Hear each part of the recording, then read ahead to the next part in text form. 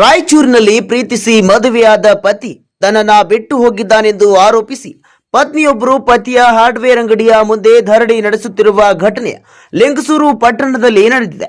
ಇನ್ನು ಗಡಿಯಾರ ಚೌಕ್ ಬಳಿಯ ರಾಜೇಂದ್ರ ಹಾರ್ಡ್ವೇರ್ ಅಂಗಡಿ ಮುಂದೆ ಅಮೃತ ಎಂಬ ಯುವತಿ ಕಳೆದ 2 ದಿನಗಳಿಂದ ಕುಳಿತು ನ್ಯಾಯಕ್ಕಾಗಿ ಹೋರಾಟವನ್ನ ನಡೆಸ್ತಾ ಇದ್ದಾರೆ.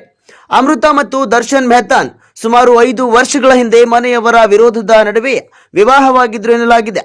ಮೀನಾ ಮದುವೆಯ ಬಳಿಕ 3 ವರ್ಷಗಳ ಕಾಲ ಒಟ್ಟಿಗೆ ಜೀವನ ನಡೆಸಿದ್ದ ದಂಪತಿಗೆ 2 ಮಕ್ಕಳಿದ್ದಾರೆ. ಆದರೆ ಇತ್ತೀಚೆಗೆ ಪತಿ ದರ್ಶನ್ ತಮ್ಮನ್ನ ಬಿಟ್ಟು ಹೋಗಿದ್ದಾರೆ ಎಂದು ಅಮೃತ ಆರೋಪಿಸಿದ್ದು, ಅನ್ಯ ಜಾತಿಯವಳು ಎಂಬ ಕಾರಣಕ್ಕೆ ಪತಿಯ ಕುಟುಂಬದವರು ಮನೆಗೆ ಸೇರಿಸಿಕೊಳ್ತಾ ಇಲ್ಲ ಎಂದು ಆರೋಪವನ್ನ ಮಾಡಿದ್ದಾರೆ.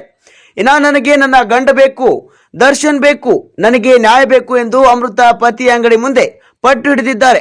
ವಿಷಯ ತಿಳಿದು ಸ್ಥಳಕ್ಕೆ ಲಿಂಗಸೂರು ಪೊಲೀಸರು ಭೇಟಿ ನೀಡಿ ದೂರು ನೀಡುವಂತೆ ಮನವಿ ಮಾಡಿದ್ದಾರೆ. ಆದರೆ ದೂರು ನೀಡಲು ಹಿಂದೇಟು ಹಾಕಿರುವ ಅಮೃತ ಪತಿ ಬಂದು ತನ್ನೊಂದಿಗೆ ಜೀವನ ನಡೆಸಬೇಕು ಎಂದು ಒತ್ತಾಯಿಸಿದ್ದಾರೆ. ಈ ಘಟನೆ ಕುರಿತು ಪೊಲೀಸರು ಪರಿಶೀಲನೆಯನ್ನ ನಡೆಸ್ತಾ ಇದ್ದಾರೆ.